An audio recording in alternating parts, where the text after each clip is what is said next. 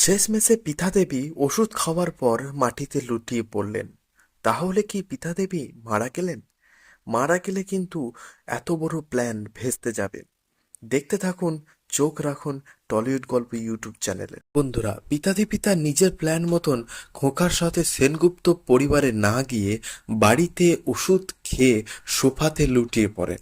ওদিকে Dipa green house প্রজেক্টের অংশগ্রহণ করার জন্য সে দাদার টোটোতে রওনা দেয়, কিন্তু চালাকি করে কে বা কারা টোটোর চাকা পাংচার করে দিলে দীপা পার্টিসিপেট করতে পারে না গ্রিন হাউস প্রজেক্টে। হতাশ হয়ে দীপা গ্রিন হাউসের জন্য যে প্রজেক্টটা তৈরি করেছিল সেটা কম্পিটিশন সেন্টারেই ফেলে দিয়ে আসে। এদিকে সেনগুপ্ত পরিবারে বড় মেয়ে অর্থাৎ পালক সবাইকে রাজি করিয়ে দীপা ও তার মেয়েকে নিয়ে আসে সেনগুপ্ত বাড়িতে। কারণ পালক বলে, সোনারূপা আমাদের পরিবারেরই একজন, ওদের শরীরে বইছে সেনগুপ্ত পরিবারেরই রক্ত। দীপা যখন জানতে পারে যে সোনা ও রূপাকে স্কুল থেকে বাড়ি নিয়ে গেছে পালক, তখন দীপা দৌড়ে যায় সেনগুপ্ত বাড়িতে। যাবার পর দীপা কাকিয়াকে বলে, জানো তো কাকিয়া, তোমার অভিশাপ ফলে গেছে। তৈরি করা গ্রিন হাউস প্রজেক্টটা আমি সময় মতো জমা দিতে পারিনি, তাই আমার প্রজেক্ট ক্যান্সেল হয়ে গেছে।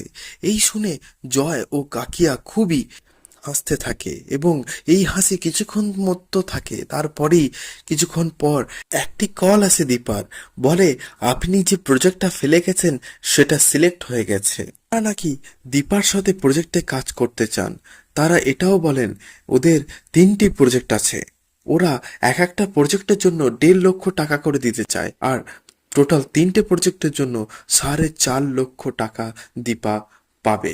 শুনে সবাই খুশি, সবাই আনন্দে মাতোহারা হয়ে যায়, কিন্তু জয় ও কাকিয়া মুখ চুন করে ঘরে চলে যায়।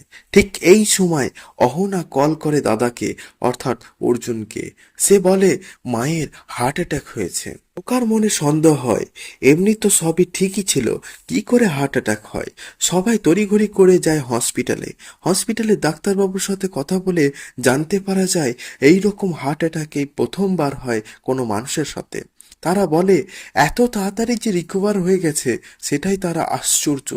ডাক্তার পর্যন্ত অবাক হয়ে যায়। এর পর্ব এই পর্যন্ত। আগামী পর্ব দেখার জন্য চ্যানেলটিকে সাবস্ক্রাইব করে পাশে থাকবেন। যদি আপনাদের ভালো লেগে থাকে অবশ্যই একটা লাইক দিয়ে দেবেন। আজ তবে যাই, আবার দেখা হবে কাল।